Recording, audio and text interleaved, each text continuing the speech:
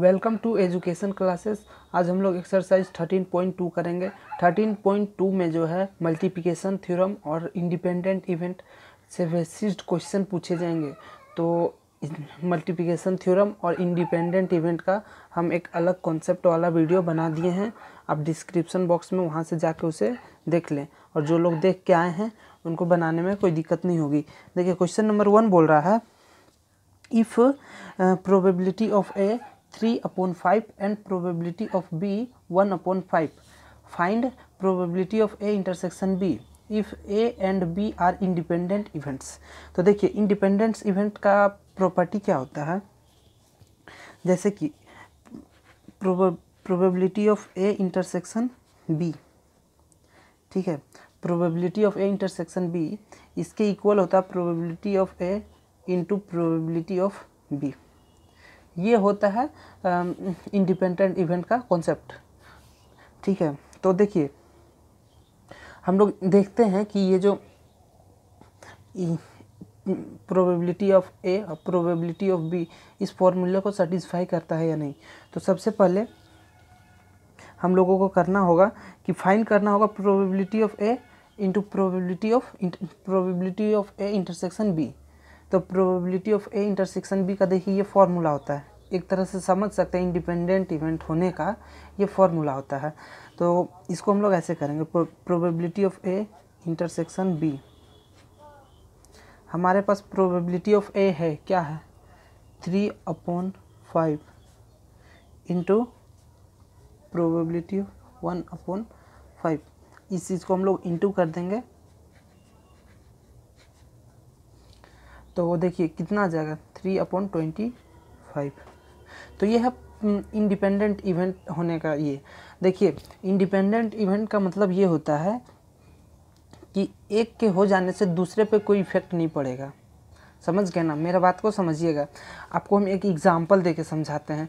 जैसे कि किंग एक 52 पत्ता का एक गड्डी का कार्ड का प्लेइंग कार्ड का गड्डी है, उसमें से एक किंग होने की प्रोबेबिलिटी क्या है, 2 पत्ता हम लोग विदाउट रिप्लेसमेंट निकालेंगे, उसमें किंग होने की क्या प्रोबेबिलिटी है।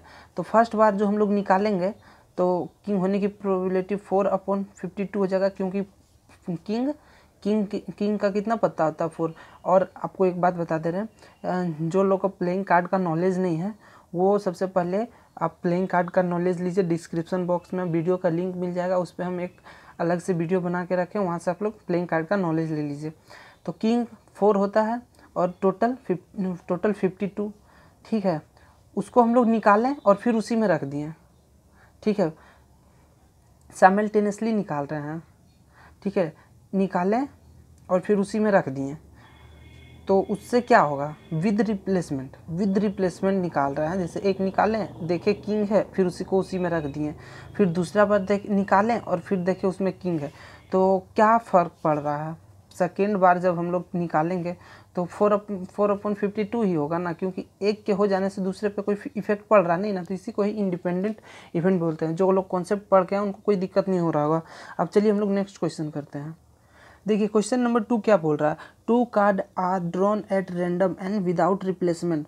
विदाउट रिप्लेसमेंट का मतलब समझिएगा आप लोग, ठीक है। विदाउट रिप्लेसमेंट यानी कि हम लोग एक कार्ड निकालें, ठीक है, फिर उसको बाहर में रखेंगे, ना कि उसी कार्ड में फिर दूसरा निकालेंगे, ठीक है। इसी को बोलते हैं विदाउट रिप्लेसमेंट।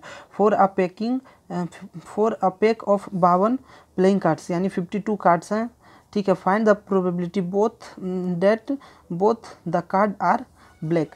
तो देखिए, हम आपको समझाते हैं क्वेश्चन में क्या बोल रहा है। क्वेश्चन तो आप लोग को समझ में आ ही गया होगा। क्वेश्चन नंबर 2 में बोल रहा है कि एक प्लेइंग कार्ड का गड्डी है जिसमें टोटल 52 कार्ड्स है, यानी टोटल सिंपल स्पेस हो जाएगा 52, ठीक है। और इसमें बोला जा रहा है कि 2 कार्ड हमें विदाउट रिप्लेसमेंट निकालना है, यानी कि फर्स्ट कार्ड निकालेंगे, ठीक है, उसको बाहर में रखेंगे, फिर दूसरा कार्ड निकालेंगे। तो वही पूछ रहा है ना कि दोनों card both card are black, उसकी क्या प्रोबेबिलिटी है। तो आपको हम बता दें, जो प्लेइंग कार्ड होता है उसमें से 52 में ब्लैक कार्ड की संख्या होता है 26, ठीक है, 26 होता है। तो फर्स्ट इवेंट क्या हो जाएगा, इवेंट ई हो जाएगा first card drawn is black. First बार जब हम लोग निकालेंगे तो वो ब्लैक है, उसकी क्या प्रोबेबिलिटी है।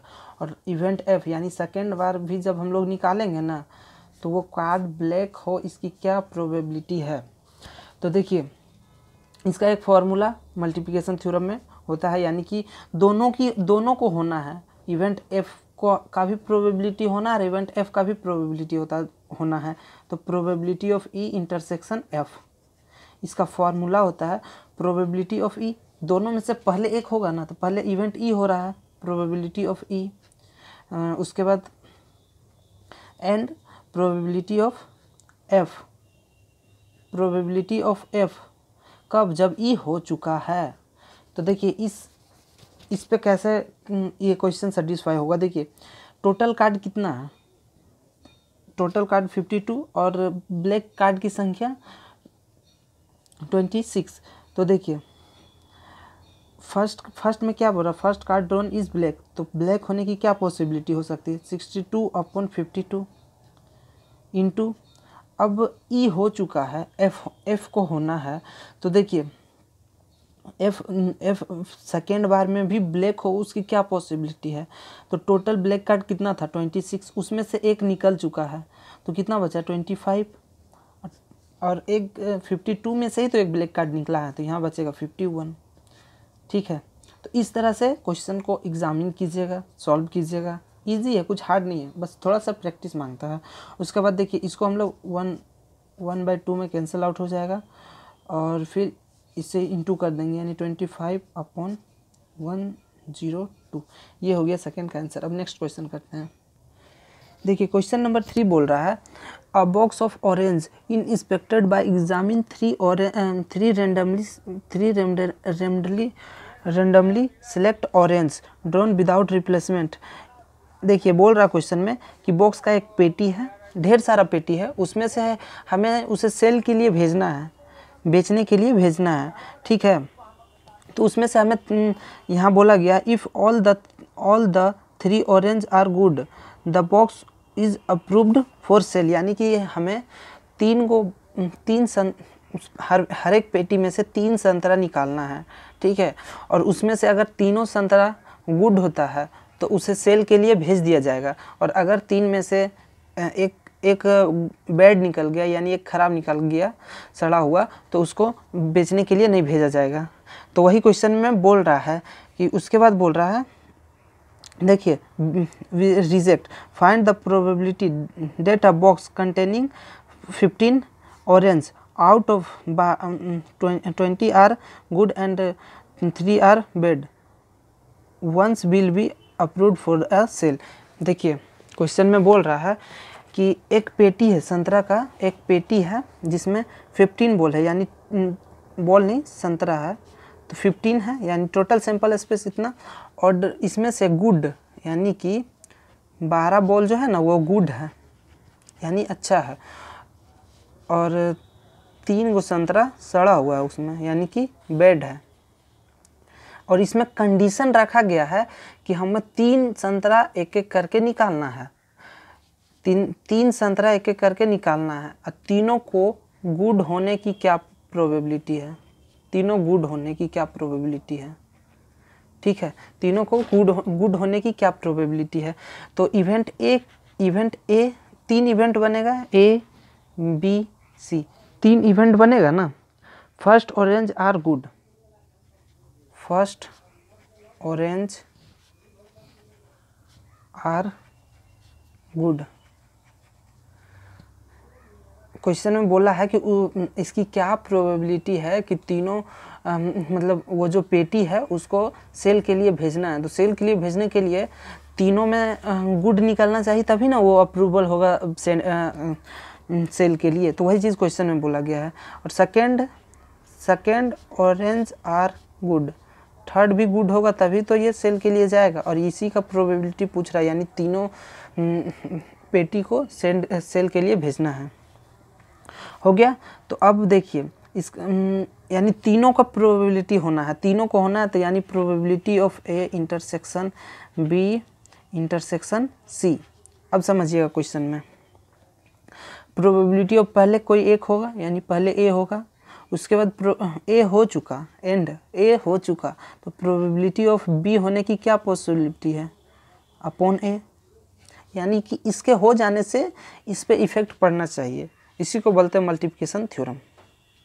उसके बाद प्रोबेबिलिटी ऑफ ए सी होना है, ए और बी दोनों हो चुका है, तो ए इंटरसेक्शन बी। अब देखिए इस पे हम लोग कैसे एकदम इसको बिना कुछ सॉल्व किए देखिए आराम से आ जाएगा। देखिए first orange ball are good, good की कितनी गुड होने की कितनी गुड कितना है 12, और टोटल कितना है 15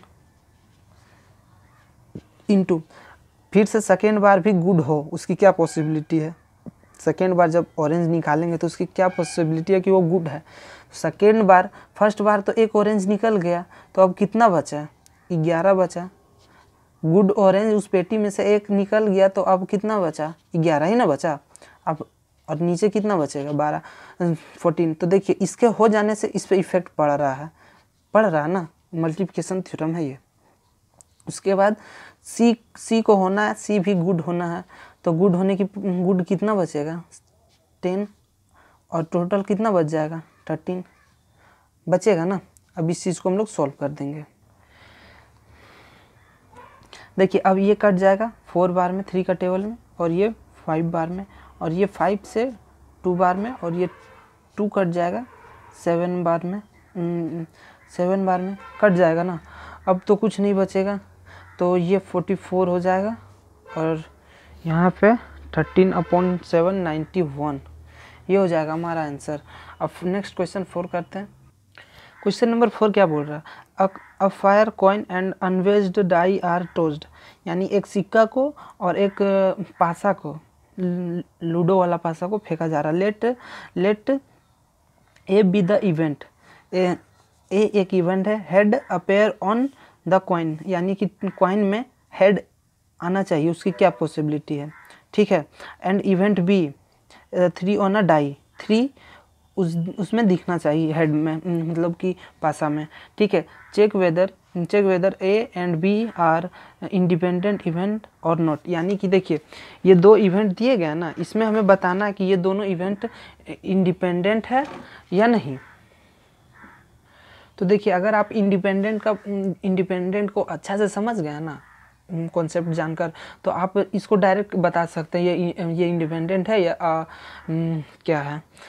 तो देखिए क्वेश्चन नंबर 4, एक बोला गया एक कॉइन को फेंका जा रहा है, यानी टोटल सैंपल स्पेस क्या हो सकता है, एक कॉइन को फेंका जाएगा, हेड या टेल आएगा, हेड आएगा या टेल आएगा, मान लीजिए हेड आएगा, और एक पासा को फेंका जाएगा तो उस पर 1 आएगा, या हो सकता है हेड आए बट पासा में 2 आ जाए, हेड आए बट 3 आ जाए, हेड आने के बाद 4 भी आ सकता है, हेड आने पे 5 भी आ सकता है पासा में, और हेड आने के बाद 6 भी आ सकता है। अब इसी तरह टेल भी तो आ सकता है, टेल 1, टेल 2, टेल 3, इस तरह से करके टेल 4 और टेल 5, टेल 6।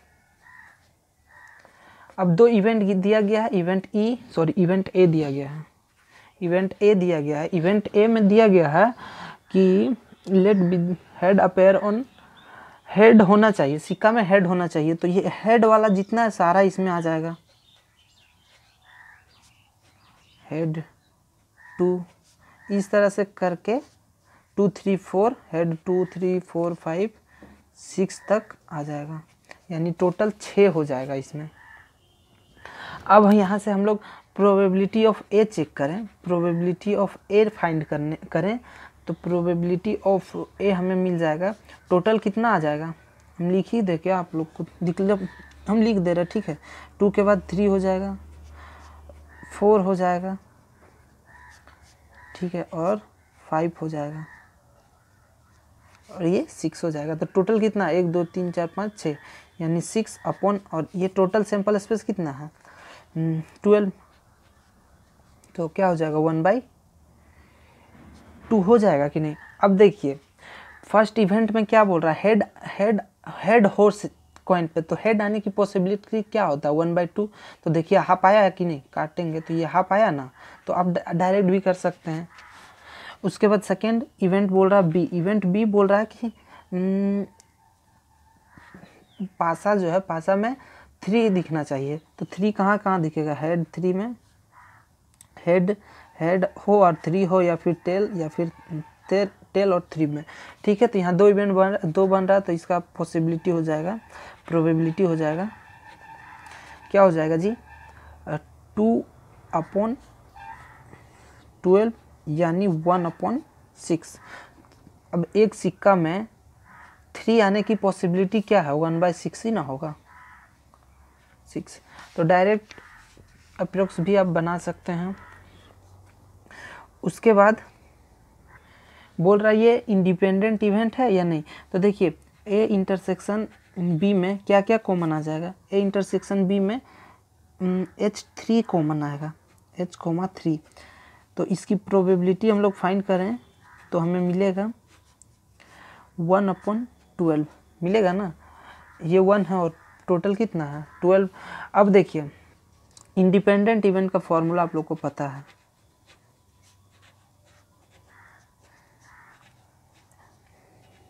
ये होता है।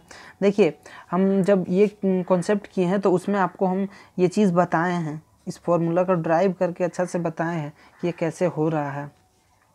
और ये कितना है 1/2 इंटू पी बाई ए 1/6। तो देखिए ये इसके इक्वल आ रहा ना, तो ये इंडिपेंडेंट इवेंट है।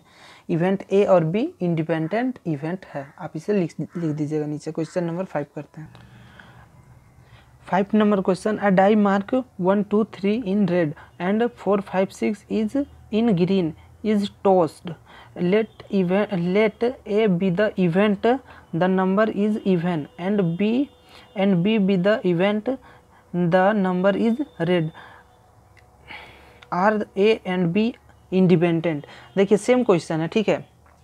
क्वेश्चन में बोल रहा है ना क्वेश्चन नंबर 5 में कि 1 से 1 2 3 एक पासा है, एक डाई है, एक डाई में 1 से 1 2 3 तक जो है ना उसमें रेड से लिखा हुआ है, और 4 5 6 तक ना ग्रीन से लिखा हुआ है, ग्रीन से ये वर्ड लिखे हुए हैं उस पर, ठीक है। तो इसमें पूछ रहा है तो इसका टोटल सैंपल स्पेस 6 हो जाएगा कि नहीं, 1 2 3 4 5 6 टोटल सैंपल स्पेस 6 हो जाएगा। और इसमें इवेंट ई बोल रहा है, इवेंट ई जो है सॉरी इवेंट ए लिया है इसमें, इवेंट ए बोल रहा है ना कि इवन हो। तो इवन क्या क्या होता है 2 4 6 इवन है। और बी क्या हो जाएगा, इवेंट बी बोल रहा है, इवेंट बी बोल रहा है द नंबर इज रेड। तो रेड में कौन कौन सा है, रेड में है 1 2 3। अब इसकी पी बाई ए हम लोग फाइंड करें तो क्या हो जाएगा 3/6 यानी कि निकल कर आएगा 1/2।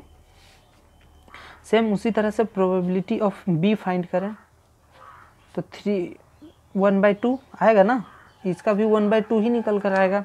अब देखिए इन दोनों का इंटरसेक्शन निकालते हैं, इंटरसेक्शन ए इंटरसेक्शन बी क्या आ जाएगा 2 कॉमन आ रहा है ना। तो probability of A intersection B equal क्या हो जाएगा 1/6।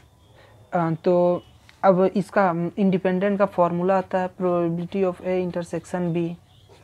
क्या ये चीज़ इस P by A into P by B के इक्वल है, तो ये 1/6 1/2 इंटू 1/2 ये दोनों आपस में इक्वल है, तो ये वापस आपस में इक्वल नहीं है, तो ये नॉट इंडिपेंडेंट इवेंट होगा। तो आप इसे नीचे में लिख लीजिएगा, event A and B are not independent event. देखिए question number 6, let E and F event, probability of E 3.5, probability of 3/10 and probability of E intersection F 1/5 are E and B independent event है। देखिए इसमें पूछ रहा है ये independent event E and F independent event है कि नहीं। तो देखिए आप लोग अगर इंडिपेंडेंट इवेंट का कॉन्सेप्ट अच्छा से जानते हैं तो आप यहाँ देख के बता सकते हैं कि ये है या नहीं। तो देखिए हम लोग आपको थोड़ा सा हेल्प कर दे रहे हैं, जो लोग को नहीं थोड़ा समझ में आ रहा। ये होता है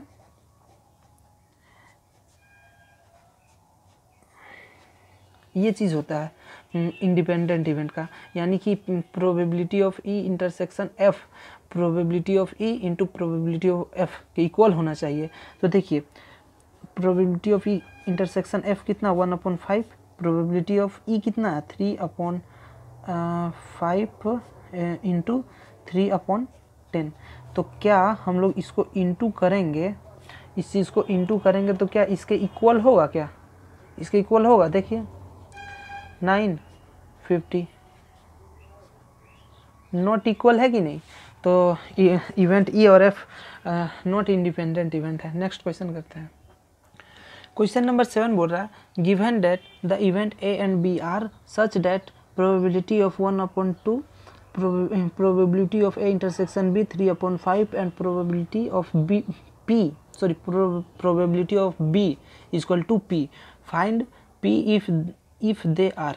देखिए हमें p की वैल्यू फाइंड करना है और यहाँ पे दो केस दिया गया, mutually exclusive probability of b p का वैल्यू फाइंड करना, और ये पॉइंट 1 में है म्यूचुअली एक्सक्लूसिव इंडिपेंडेंट इवेंट। तो देखिए क्वेश्चन हम लोग करते हैं। इसमें बोल रहा है कि हमारे पास सबसे पहले तो गिवन है, जो चीज़ गिवन है उसे हम लोग लिख लेते हैं। प्रोबेबिलिटी ऑफ ए हाफ है, उसके बाद प्रोबेबिलिटी ऑफ ए इंटरसेक्शन,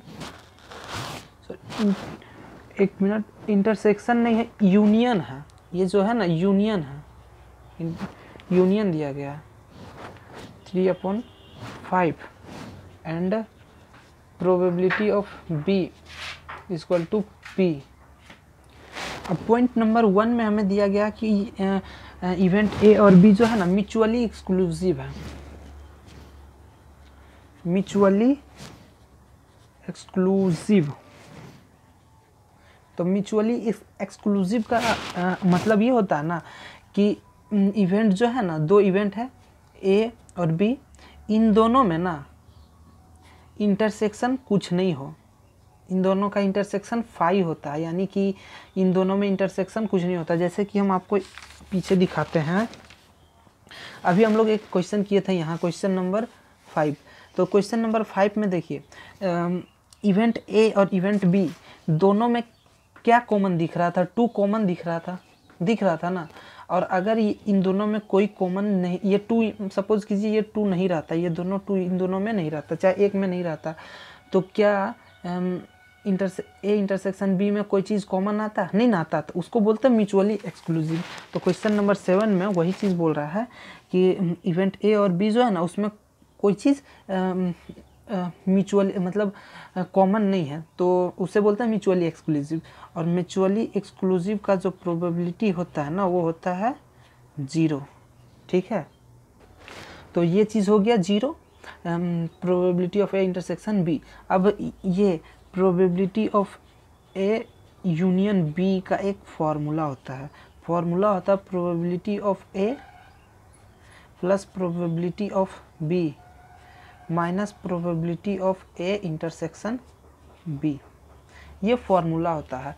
तो जब म्यूचुअली एक्सक्लूसिव का बात होता है, इवेंट ए और इवेंट बी का म्यूचुअली एक्सक्लूसिव का बात होता है, तो वो उस टाइम ना ये समझ लीजिए फॉर्मूला होता है इसका ए इंटर यूनियन बी का।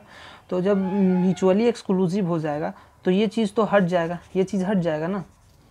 जैसे देखिए probability of A union B, probability of A plus probability of B, तो हमारे पास इसका वैल्यू क्या हो जाएगा, 0 हो जाएगा। तो इसे लिखे ना लिखे कोई फ़र्क नहीं पड़ रहा। तो probability of A union B 3/5 probability of 1/2 plus P B का वैल्यू यही है ना, पी प्रोबेबिलिटी ऑफ बी का। तो इसे हम लोग आसानी से सॉल्व करके पी का वैल्यू निकाल सकते हैं। तो देखिए 3/5 - 1/2 इक्वल टू पी। ये इधर चला जाएगा तो हो जाएगा ना।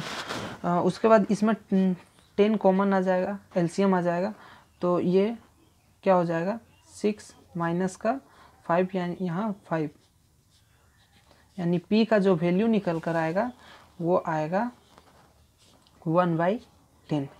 तो जब इवेंट ए और बी म्यूचुअली एक्सक्लूसिव था तब पी का वैल्यू ये निकल कर आया। अब दूसरा पॉइंट में दिया गया है कि ये इंडिपेंडेंट होगा। देखिए यहाँ बुक में दिया गया है कि जब ये इंडिपेंडेंट होगा तब पी का वैल्यू क्या होगा जी। तो देखिए उस पर भी हम लोग निकाल लेते हैं। इंडिपेंडेंट, तो इंडिपेंडेंट का क्या केस होता है ना कि A intersection B equal to probability of A into probability of B. ठीक है, ये होता है। तो अब देखिए हमारे पास जिस चीज़ का वैल्यू है 1/2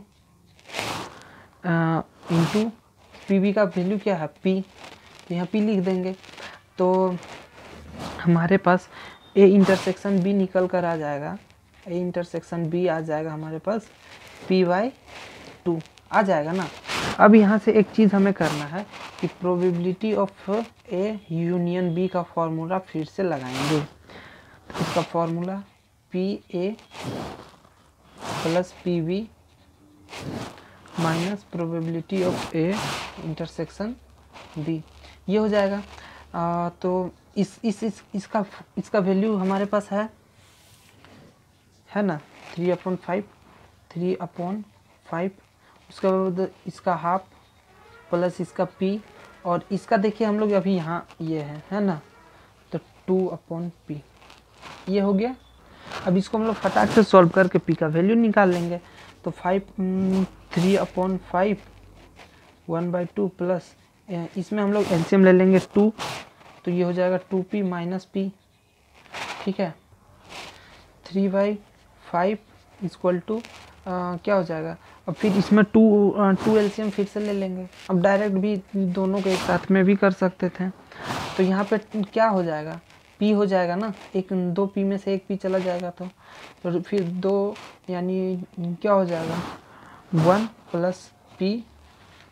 ओके, और ये इधर चला जाएगा तो 6/5 हो जाएगा इक्वल टू 1 + p, और ये 1 इधर आ जाएगा, यानी कि ये 1 इधर आ जाएगा तो 6/5 माइनस का 1 आएगा इक्वल टू p। 5 एलसीएम आ जाएगा और फिर यहाँ क्या हो जाएगा 6 - 5 इक्वल टू p। तो p का वैल्यू जो है, p का वैल्यू 1/5। तो दोनों म्यूचुअली एक्सक्लूसिव और इंडिपेंडेंट इवेंट में दोनों हम लोग निकाल लिए।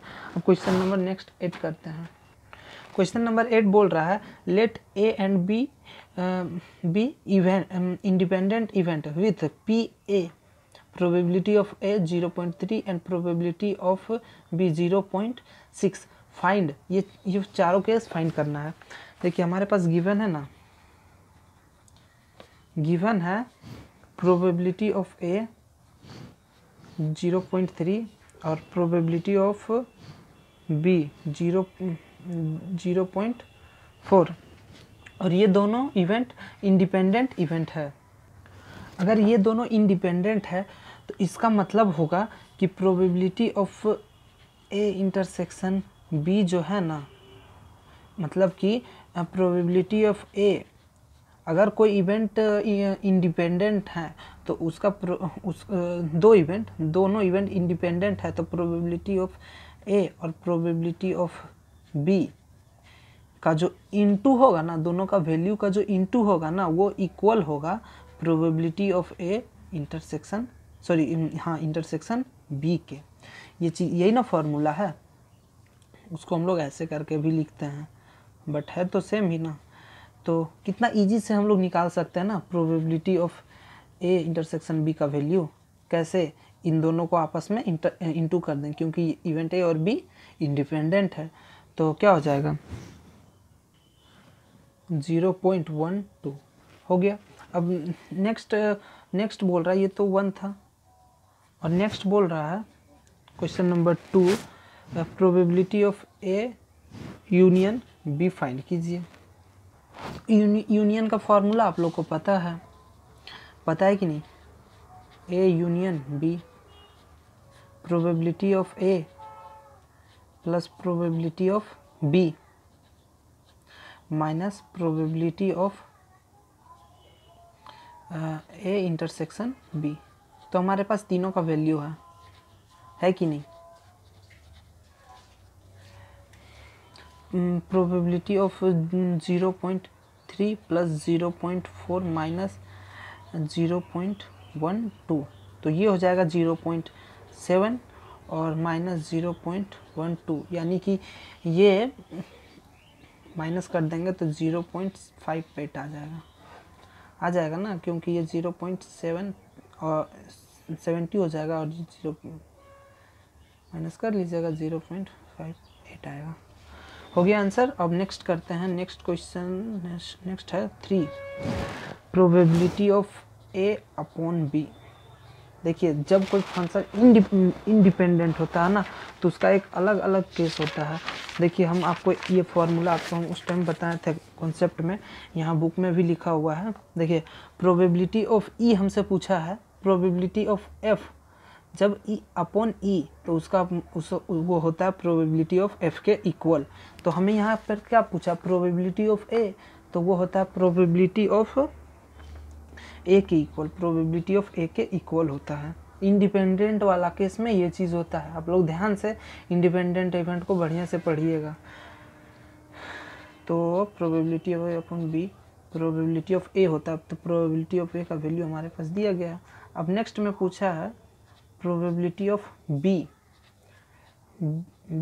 जब ए हो चुका है और इवेंट इंडिपेंडेंट हो, तो हमारे पास ये होता है प्रोबेबिलिटी ऑफ बी के इक्वल। अब प्रोबेबिलिटी ऑफ बी हमारे पास है कि नहीं जी? कितना इजी क्वेश्चन है, कुछ हार्ड है, बस कॉन्सेप्ट पता होना चाहिए। अब क्वेश्चन नंबर 9 करते हैं। देखिए, क्वेश्चन नंबर 9 बोल रहा है if A and B are two event, ठीक है, such that probability of A 1/4, probability of B 1/2 and probability of A intersection B 1/8, find P. Find करना probability of not A and not B. इस चीज़ को कैसे denote करते हैं और कैसे इस क्वेश्चन को करेंगे, समझिएगा जरा सा। देखिए, वी नो डेट आप लोग को पता होगा, we know that probability of not A and not B क्या होता है, ये किसके इक्वल होता है? इसको probability of not A intersection and का मतलब इंटरसेक्शन बी, इसको ऐसे डिनोट करते हैं। और ये चीज़ जानते हैं किसके इक्वल होता है? Probability of A union B के इक्वल होता है, नॉट प्रोबेबिलिटी ऑफ यूनियन, ठीक है, probability of A union B not के इक्वल होता है, ये हम लोग जानते हैं। अब देखिए, अब ये चीज़ जो होता है ना, ये किसके इक्वल होता है? ये प्रोबेबिलिटी ऑफ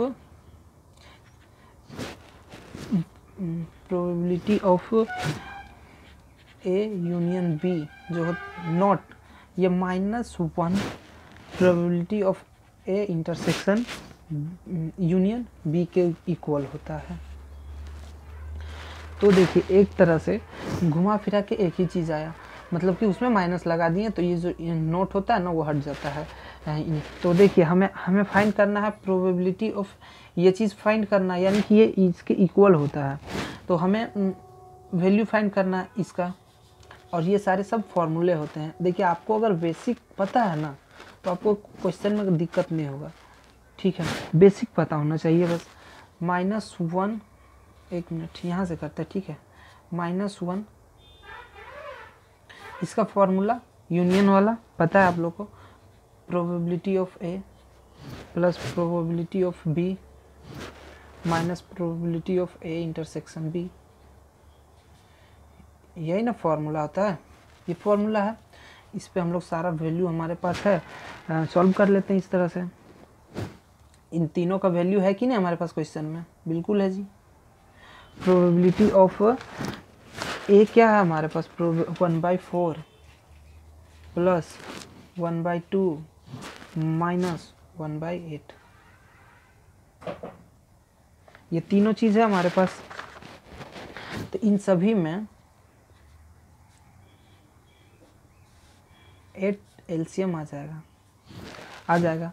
तो ये 2 बार में प्लस ये 4 बार में और ये 1 बार में, इन सब को अगर हम लोग ऐड करें माइनस ये क्या हो जाएगा 6 में 1 चला जाएगा तो 5/8, फिर से यहाँ 8 एलसीएम आ जाएगा और फिर यहाँ क्या हो जाएगा 8 - 5 यानी कि सॉल्व होके आ जाएगा हमारे पास 3/8।